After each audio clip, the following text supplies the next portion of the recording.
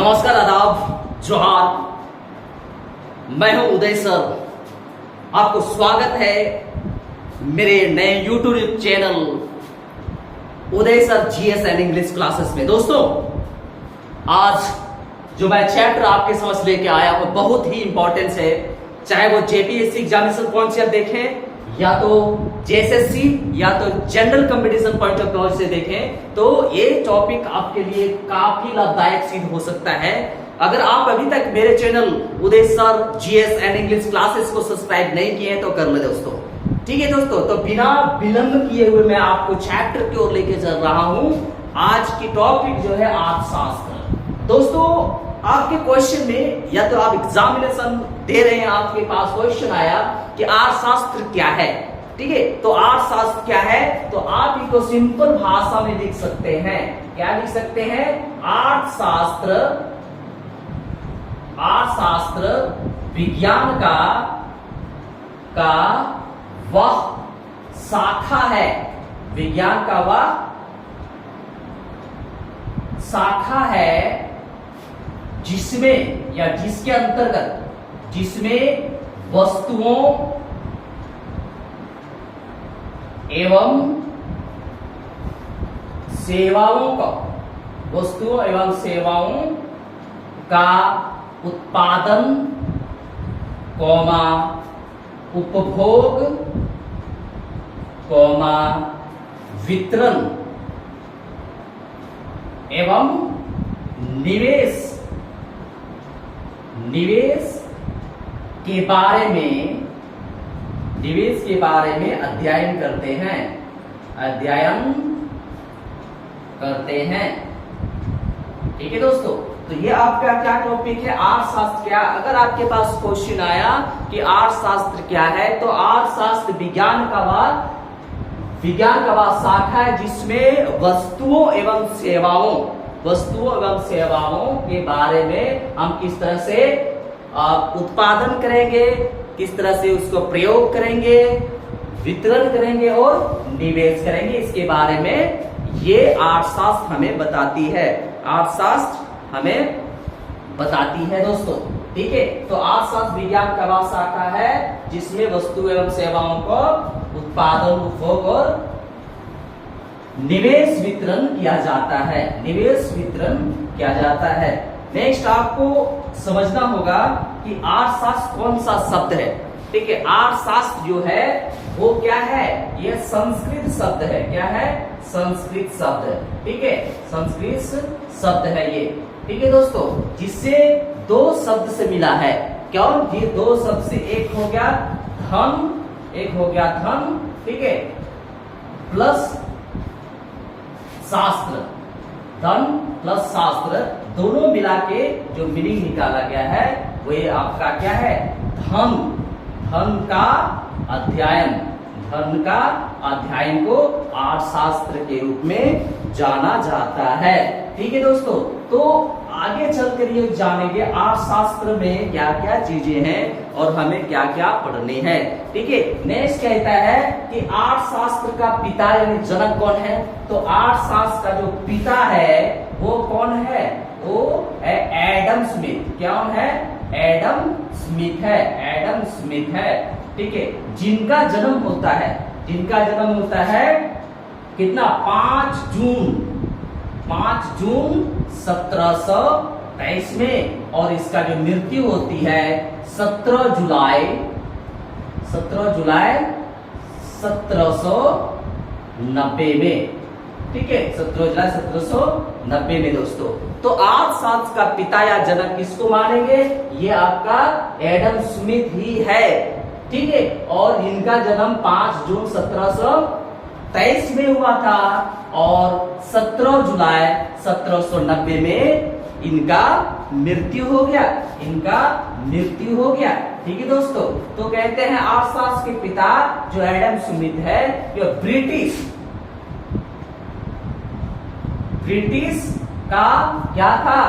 ये था ब्रिटिश का क्या था? नीतिवेता। क्या था वो? नीतिवेता। ठीक है, नीतिवेता। फिर था आपका राजनीति राजनीतिक कौमा सामाजिक एवं अर्थशास्त्री।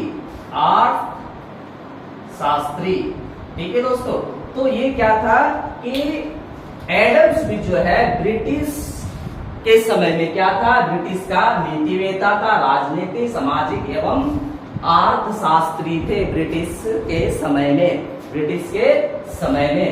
ठीक है दोस्तों, आपको अच्छी तरह समझने के लिए आपको वीडियो को अंत तक देखना पड़ेगा। अगर आप अंत तक वीडियो को नहीं देख रहे हैं तो कहीं ना कहीं कुछ पॉइंट को आप छोड़ दे रहे हैं। तो नेक्स्ट आपको बनाना पड़ेगा कि अर्थशास्त्र कितनी प्रकार का है। अर्थशास्त्र अगर देखा जाए तो अर्थशास्त्र कितना है, 2 है। कौन कौन है, व्यष्टि यानी कि स्मॉल जिसको कहते हैं छोटा, और एक है समष्टि जो बड़ा होता है। ठीक है, ये आपका क्या है, छोटा, और ये आपका क्या है, बड़ा। ठीक है, ये जो व्यष्टि और समष्टि को जो बांटा है, ठीक है, वो कौन है, समष्टि व्यष्टि में जो बांटा है ये एक वैज्ञानिक है, रैगनर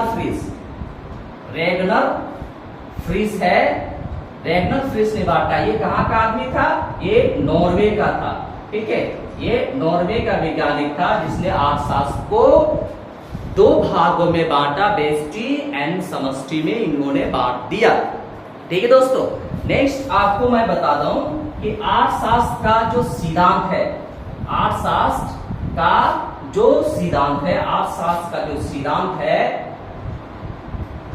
सिद्धांत है वो क्या है, अर्थशास्त्र का मेनली अगर देखा जाए तो 3 सिद्धांत है। ठीक है, केनेसियस 3 सिद्धांत है। पहला अगर देखा जाए, अगर हम पहला सिद्धांत को देखते हैं, केनेसियन सिद्धांत, केनेसियन अर्थशास्त्र पहला हो गया। ठीक है, तो पहला पॉइंट में आपने क्या, अगर हम अर्थशास्त्र के सिद्धांत को देखेंगे तो क्या है, 3 है, केनेसियन सिद्धांत। ठीक है, दूसरा में निक्लोसियन अर्थशास्त्र। ठीक है, और तीसरा अगर देखा जाए, तीसरा में क्या है, मार्क्सवादी अर्थशास्त्र। क्या है, मार्क्सवादी अर्थशास्त्र। ठीक है, तो अर्थशास्त्र के सिद्धांत में जब हम देखते हैं तो 3 सिद्धांत दिया गया है, केनेसियन सिद्धांत और निक्लोसियन सिद्धांत एंड मार्क्सवादी सिद्धांत। ये 3 तरह के सिद्धांत है। ठीक है दोस्तों, नेक्स्ट पॉइंट आपको मैं बता रहा हूं कि भारत का प्रथम अर्थशास्त्री का नाम क्या है और उसने किस तरह किया गया। भारत का प्रथम अर्थशास्त्री का नाम, भारत का प्रथम अर्थशास्त्री क्या नाम है उनका, ये आपका कौन है, कौटिल्य। क्या है, कौटिल्य, जिसने अर्थशास्त्र बुक लिखा था, अर्थशास्त्र बुक लिखा, उन्होंने अर्थशास्त्र बुक लिखा। तो भारत का प्रथम अर्थशास्त्री का नाम कौन है, कौटिल्य है, जिन्होंने अर्थशास्त्र बुक लिखा। ठीक है दोस्तों, तो इस तरीके से आपको स्टडी करनी है। आपको जहां दिक्कत होगा आप कमेंट कीजिए, मैं आपको हर हालत में आपकी प्रॉब्लम से मैं दूर निकालूंगा, आपको प्रॉब्लम से बाहर करूंगा। ठीक है दोस्तों, नेक्स्ट मैं आपको पॉइंट दे जा रहा हूं, अर्थशास्त्र का जो शब्द है, ठीक है, ये ग्रीक शब्द है मैक्रो, और मैक्रो का जो शब्द लिया गया है ये ग्रीक शब्द है, यानी कि व्यष्टि और समष्टि को अगर देखा जाए तो ये क्या है, ये ग्रीक शब्द है। क्या है, ग्रीक शब्द है, ग्रीक भाषा से इसको लिया गया है।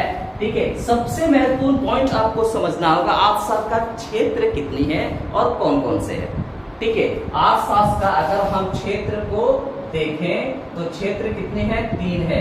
कौन कौन, अगर हम प्रथम क्षेत्र में देखें, ठीक है, प्रथम क्षेत्र में देखें तो पहला है प्रथम क्षेत्र इसमें क्या है, इसमें कृषि संबंधी है, इसे कृषि संबंधी बातों को रखा गया है, कृषि संबंधी बातों को रखा गया है। द्वितीय में अगर देखा जाए,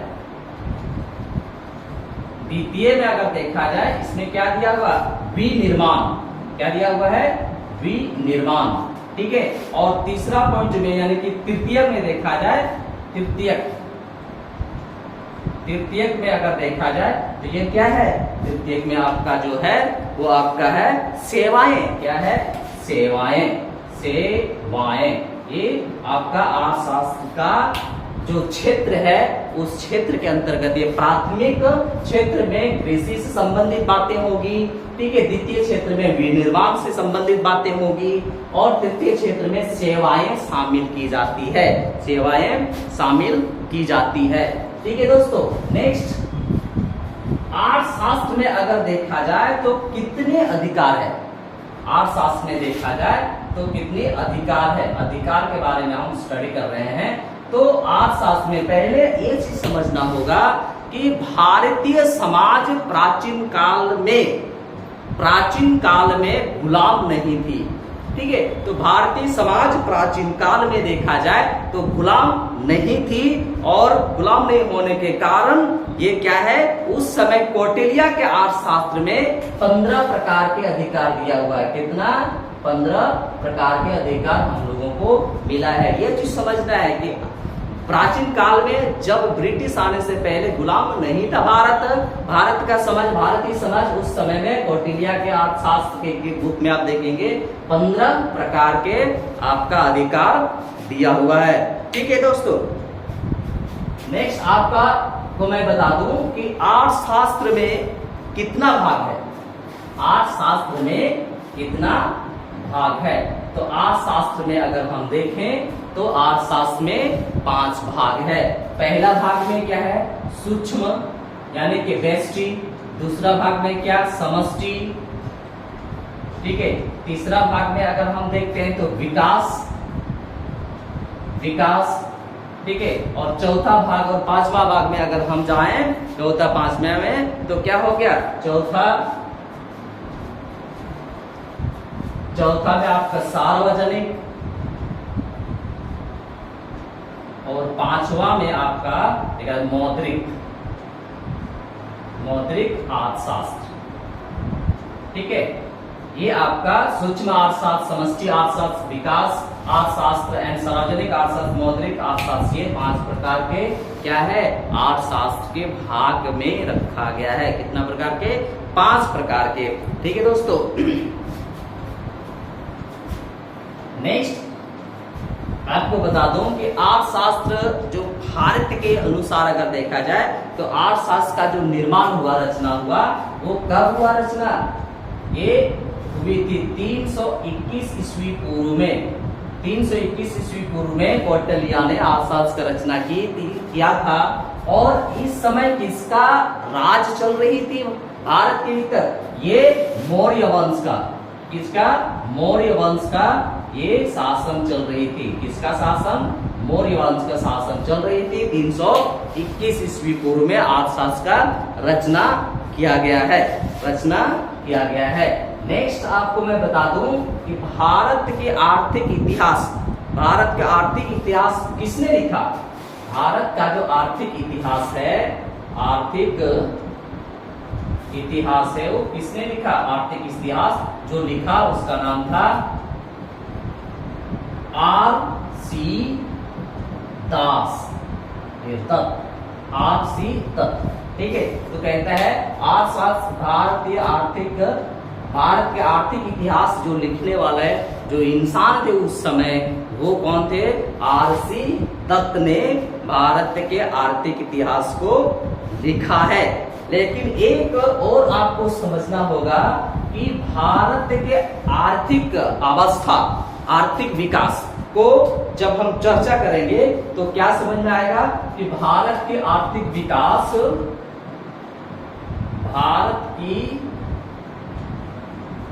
विकास कब से शुरू माना जाता है, जब सिंधु घाटी सभ्यता जिस समय प्रारंभ हुआ, उस समय ही भारत के आर्थिक विकास को माना जाता है, उसी समय से मानते हैं। सिंधु घाटी सभ्यता के प्रारंभ से, सभ्यता के प्रारंभ से हम लोग भारत के आर्थिक विकास के रूप में हम लोग जानते हैं और समझते हैं। ठीक है दोस्तों, नेक्स्ट मैं आपको बता दूं कि अर्थशास्त्र के अंदर बहुत सारे चीजें हैं जो हमको समझना होगा कि अर्थशास्त्र दो प्रकार के, व्यष्टि और समष्टि। तो व्यष्टि मतलब क्या होगा, जब एक छोटे स्तर पर प्रोडक्ट की जाती है, वस्तु उत्पादन की जाती है, तो अर्थशास्त्र का ये व्यष्टि के अंतर्गत चला जाएगा। और अगर समष्टि के अंतर्गत अगर देखा जाए, समष्टि के अंतर्गत अगर हम देखते हैं तो क्या है समष्टि में? समष्टि में आपका है बड़ा लेवल पे, जैसे कि पूर्ण रोजगार, ठीक है, पूर्ण रोजगार ले सकते हैं, संपूर्ण उत्पादन ले सकते हैं, ठीक है, संपूर्ण वित्तीय बचत ले सकते हैं। तो ये जब हम पूरे देश के बारे में बात करते हैं तो वो आपका क्या हो जाएगा? समष्टि होगा। और जब एक सिंगल पर्सन या व्यक्तिगत के रूप में हम अगर बात करेंगे तो वो क्या हो जाएगा? वो आपका हो जाएगा व्यष्टि अर्थशास्त्र, व्यष्टि अर्थशास्त्र। ठीक है, नेक्स्ट आपको मैं बता दूं कि कौन से वैज्ञानिक ने अर्थशास्त्र को क्या कहा है, कौन सी वैज्ञानिक ने अर्थशास्त्र को क्या कहा है। तो सिंपल सी फंडा एडम स्मिथ अगर हम ले, एडम स्मिथ लेते हैं तो इसने धन का विज्ञान कहा है। कौन सा विज्ञान? धन का विज्ञान कहा है। अर्थशास्त्र को एडम स्मिथ ने धन का विज्ञान कहा है। ठीक है दोस्तों, ठीक है। दूसरा स्टेप में अगर आप हम देखें, ये अगर मार्शल को हम लेते हैं तो मार्शल के अनुसार क्या होगा? मार्शल के अनुसार कहता है अर्थशास्त्र जो है कल्याण है, क्या है? कल्याणवादी, कल्याणवादी विचारधारा है, जिससे क्या है कि लोगों को सहायता मिलती है या लोगों को सहायता किया जाता है। तो मार्शल के अनुसार अर्थशास्त्र क्या है? ये कल्याणवादी विचारधारा को प्रकट करती है। ठीक है दोस्तों, नेक्स्ट आपको मैं बता दूं कि इसमें से एक और वैज्ञानिक थे जिनका नाम था रॉबिन्स। ठीक है, रॉबिन्स ने क्या कहा? रॉबिन्स ने कहा अर्थशास्त्र जो है ये दुर्लभता विचारधारा को शो करता है। दुर्लभता मतलब कमी, ठीक है, दुर्लभता विचारधारा को शो करता है, यानी कि दुर्लभता ये है। तो दुर्लभता मतलब कमी, इसीलिए कहता है कि जब सीमित साधनों के द्वारा, है ना, बहुत सारी चीजें ऐसे होते सीमित होती है और आवश्यकता इंसान के अंदर बहुत सारा चीजें, ठीक है, आवश्यकता जो होती है इंसान के अंदर कभी भी कंप्लीट नहीं होती। अगर खाने का प्रॉब्लम है तो खाने का प्रॉब्लम सॉल्व किया गया तो पीने का प्रॉब्लम आया। तो इस तरह से इंसान के अंदर जो आवश्यकताएं है वो अनेक है, लेकिन सीमित साधन है। और सीमित साधन के कारण जब वैकल्पिक प्रयोग होती है, उसी के कारण ये कहते हैं रॉबिन्स दुर्लभता है। सीमित साधन जब होती है उसमें वैकल्पिक प्रयोग होती है, और जब वैकल्पिक प्रयोग होती है तो यही कहता है चुनाव की समस्या या आर्थिक समस्या के रूप में आप उसको डिनोट करेंगे। ठीक है दोस्तों, ठीक है। नेक्स्ट आपका जो वही है स्टेप है, ये आपका है नंबर 4 में। नंबर 4 में वो कौन है? सैम्यूल्सन। कौन है? सैम्यूल्सन ने क्या कहा अर्थशास्त्र को? उसने कहा कि अर्थशास्त्र एक ऐसी विचारधारा है, ऐसी स्टेप है जिसे लोगों को या लोगों के जीवन यापन को, है ना, क्या करता है? विकास। क्या करता है? विकास। यानी कि सैम्यूल्सन अर्थशास्त्र को विकासवादी कहता है। क्या कहता है? विकासवादी विचारधारा से डिनोट करता है, विचारधारा से डिनोट करता है। तो इस तरीके से मैं पार्ट 1 में आज आपको मैं अर्थशास्त्र के परिचय से मैंने आपको परिचय कराया। आने वाले वीडियो में मैं इससे और अग्रसर जो होने वाले और चीजें हैं, अर्थशास्त्र, अर्थव्यवस्था क्या है, भारत की अर्थव्यवस्था क्या होनी चाहिए, क्या है, और जो अर्थव्यवस्था हमारे कितनी प्रकार की अर्थव्यवस्था है, ठीक है, उसके बारे में हम लोग चर्चा करेंगे। और आपको